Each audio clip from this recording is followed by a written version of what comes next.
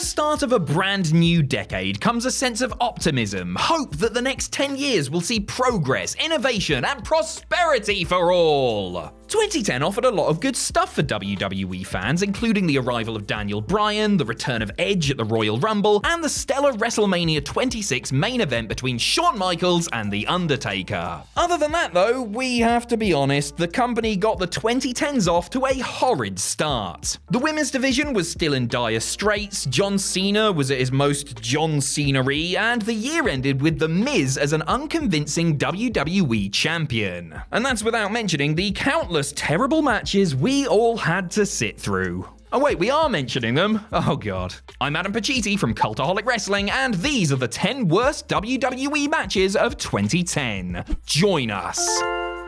Number 10, the Tag Team Gauntlet match at Extreme Rules. By 2010, WWE had been producing pay-per-views for 25 years. You'd have thought that in all that time, they'd have learnt how to open one of these shows with a decent match. However, as this slog from Extreme Rules 2010 proves, that clearly was not the case. In kayfabe, this bout was thrown together on the night after tag team champions The Miz and Big Show complained about not having a match. And really, they should have kept their mouths shut, as fans were forced to sit through this utterly pointless gauntlet in which 3 other teams tried to beat the champs. Those teams were John Morrison and R-Truth, not a real tag team, MVP and Mark Henry, not a real tag team, and the Hart Dynasty, who were a real tag team, thank God. WWE have done some great gauntlet matches over the years, but this was not one of them. It went for less than 6 minutes and ended when Show turned on Miz to allow the Hart Dynasty to pick up the win. Not the best way to get people pumped up for 3 hours of wrestling. Number 9, Big Show versus Jack Swagger at Over the Limit.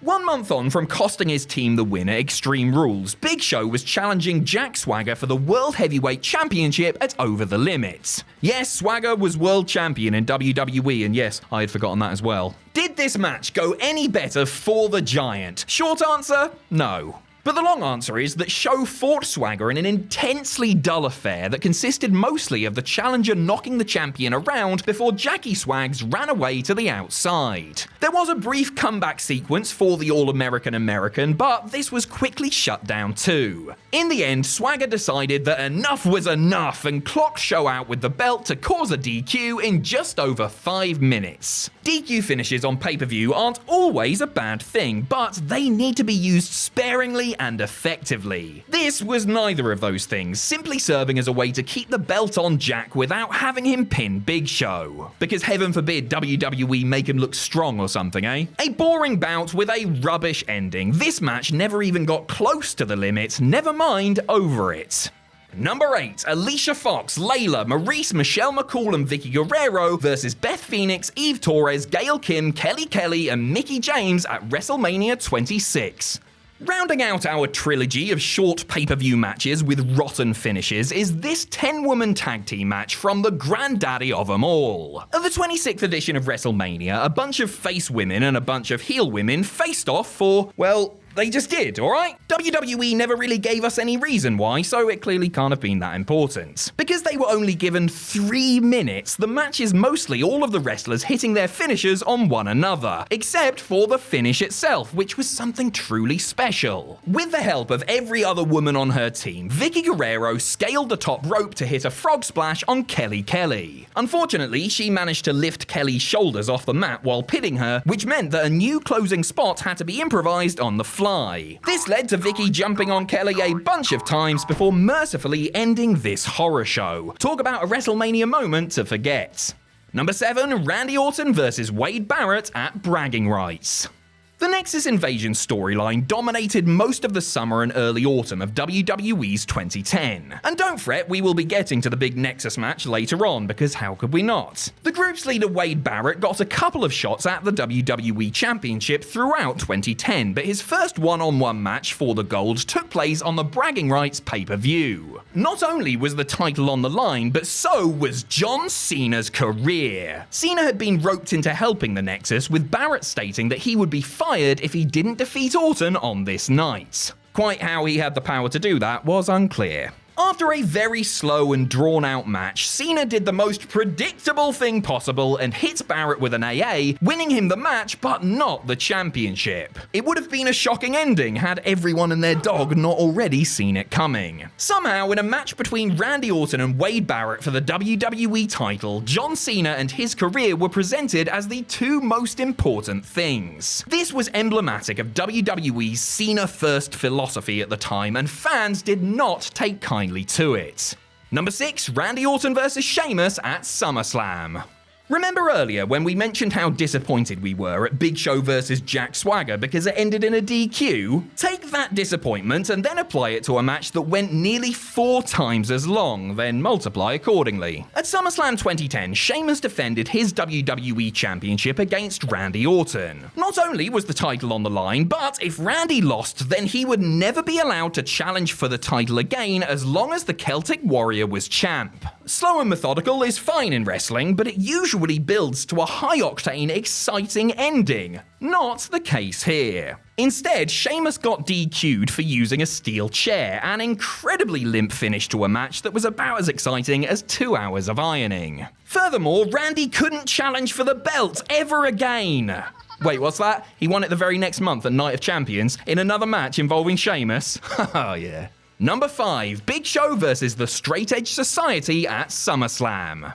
The Straight Edge Society was a fantastic idea that WWE, predictably, never fully embraced. CM Punk would brainwash fellow wrestlers into following his straight edge lifestyle, taking an ostensibly good thing and completely flipping it on its head. He managed to recruit Luke Gallows, Joey Mercury, and Serena Deeb into the stable before its momentum fizzled out toward the end of 2010. A huge part of said fizzling was the baffling decision to have all 3 male members of the group take on the Big Show at SummerSlam and lose. The Society had been terrorizing Show for weeks leading up to the pay-per-view, including crushing his hand in between the ring steps, so not only was the giant outnumbered, but he was also injured, and he still won! Show pinned Mercury to end the match and the threat of the Society in one fell swoop. How could anyone take the team seriously after they had just lost a 3-on-1 to a man with one hand? The answer? They couldn't.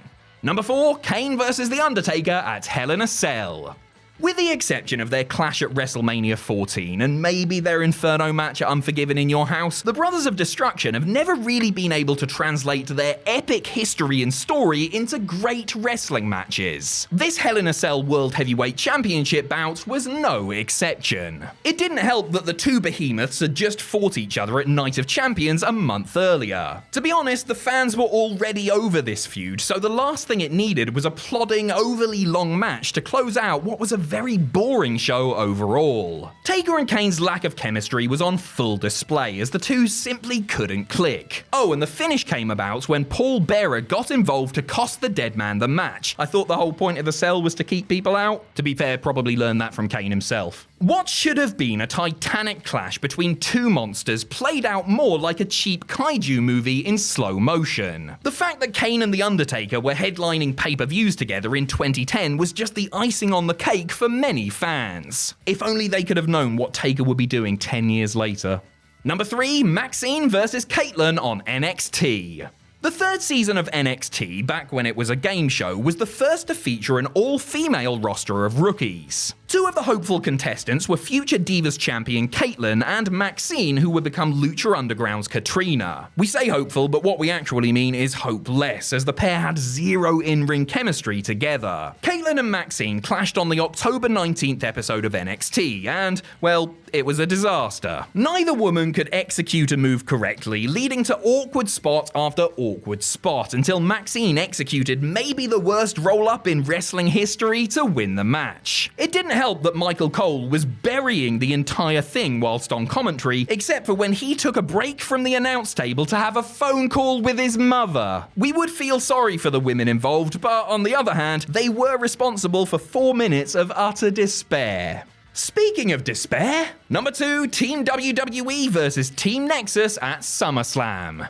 After all participating in NXT Season 1, Wade Barrett and the Nexus waged war on WWE's main roster. They tore up the ring, beat up top stars, and even choked out ring announcers. Although maybe don't remind Daniel Bryan of that last one. Naughty boy. After months of mayhem, the Nexus got their big main event at SummerSlam, a 7-on-7 elimination match against some of WWE's biggest stars. And R-Truth. This should have been a slam dunk for WWE, their chance to make the Nexus look incredible by having them face off against proper superstars and stand tall. Instead, John Cena fought back from a 2-on-1 disadvantage and a DDT on an exposed concrete floor to vanquish Justin Gabriel and Wade Barrett, winning the match for his team. Yeah, this match really got John Cena over. You know, the guy WWE had spent the last 5 years promoting as the company's top star. This humiliating loss cost the Nexus everything, and they were never seen as a similar threat ever again.